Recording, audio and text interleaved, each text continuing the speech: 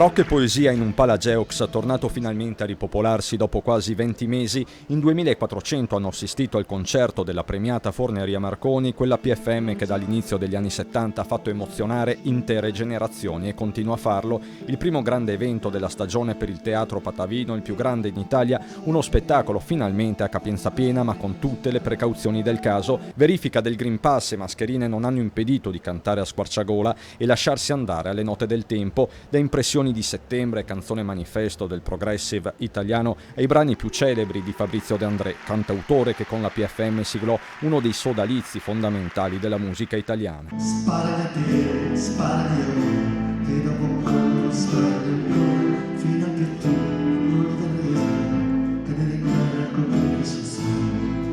Dalla musica dai balconi a quella collettiva e suonata dal vivo, la differenza sta nell'emozione di Patrick Chivas e di Franz Di Cioccio, voce e batterista storico della PFM, uno che di musica se ne intende. Abbiamo appena finito il concerto al Geox, siamo a Padova,